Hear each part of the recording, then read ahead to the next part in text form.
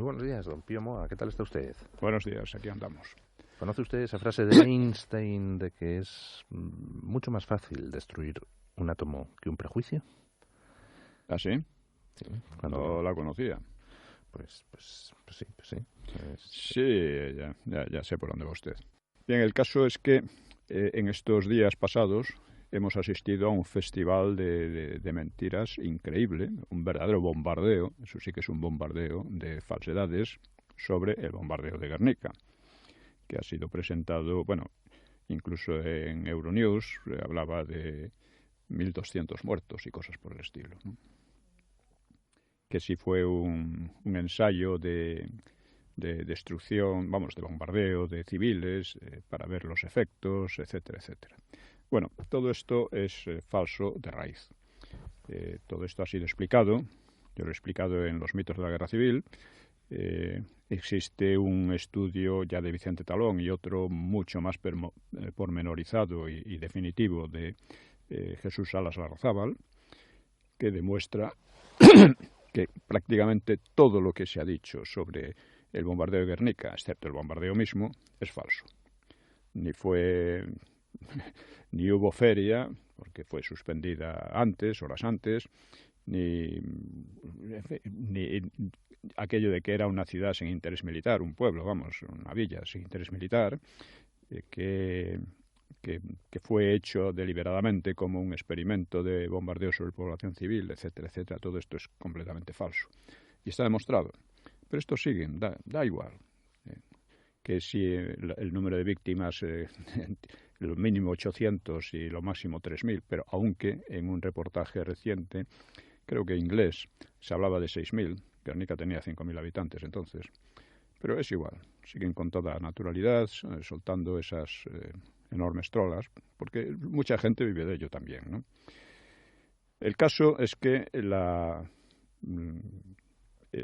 bombardeo fue una decisión del jefe de la aviación en aquel momento allí, Richthofen, que trataba de orientar el avance de las tropas de Mola, las tropas nacionales, hacia Guernica, porque de esa manera coparían a 12 batallones, es decir, coparían una parte muy importante de las fuerzas del Frente Popular y de los separatistas, con lo cual la caída de Bilbao habría sido más fácil.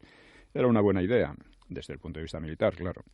Pero Mola, que no se llevaba bien con Richthofen, pues prefirió atacar por Durango, que era un pueblo con mucho menos interés estratégico que Guernica. Es decir, el valor militar de Guernica era enorme. Allí había además una guarnición de 2.000 soldados y había fábricas de armas, etcétera. No, eso de que no tenía ningún interés militar ni táctico es falso, ¿no? Además, el frente estaba a solo 14 kilómetros y las tropas del Frente Popular y separatistas estaban retrocediendo ya un poco en desorden. Así que todo eso es falso.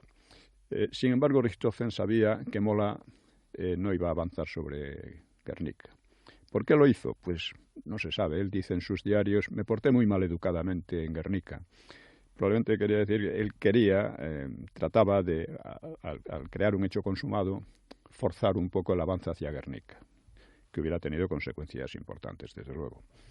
Bueno, pues el caso es que el bombardeo era para destruir un puente que no se destruyó. En aquel tiempo la precisión de los aviones era mínima.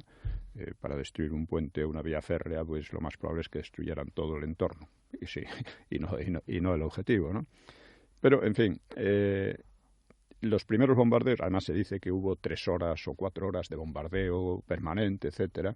Los bombardeos solo podían durar unos minutos, debido a la autonomía de los aviones. Y hubo 4 bombardeos cada media hora, de unos pocos minutos. Los primeros levantaron bastante humareda, que hizo que el bombardeo real que creó el incendio de la ciudad, del pueblo, pues que fue el último, pues o sea, no tuvo apenas precisión, porque era una zona, estaba lleno de polvo y de humo el lugar, ¿no? O sea que no fue un intento deliberado de asesinar a la población, como luego hubo en la Segunda Guerra Mundial, sobre todo por parte de ingleses y useños. Esto hay que decirlo porque quienes crearon el mito de Guernica fueron unos periodistas ingleses, que además eran conservadores. Es como el caso de Badajoz, que fue un periodista useño muy simpatizante del Frente Popular. Este era muy amigo de los separatistas y lo que perseguía seguramente era, pues, escribía para el Times, un periódico conservador, lo que perseguía era crear la idea de que Inglaterra tenía que rearmarse frente a la Alemania nazi y que era importante hacerlo porque el Partido Laborista, por el contrario, estaba haciendo una propaganda pacifista que es evidentemente nefasta, ¿no? Entonces se utilizaron Guernica como eso, pero Guernica no tuvo nada que ver con todo eso. Es curioso, pero es así. O sea, ni uno solo de los datos que se... Otra cosa que se dice que era un bombardeo contra las señas de identidad vascas, que los alemanes no tenían ni idea ni del árbol de Guernica, ni de la casa de Juntas, ni nada por el estilo, que además ni fueron tocadas en absoluto, y que luego cuando llegaron los nacionales las protegieron para evitar que fueran destruidas por fanáticos posibles, ¿no? Y esto es el asunto. Lo importante aquí es ver cómo, después de que todas esas leyendas están destruidas por la documentación, por los hechos, murieron 126 personas como máximo, en parte también por un refugio muy mal construido. Entonces, claro, todo esto está probado, está dicho, está aclarado. O sea, el libro, por ejemplo, de Salas Larrazábal tendría que ser conocido por todo el mundo.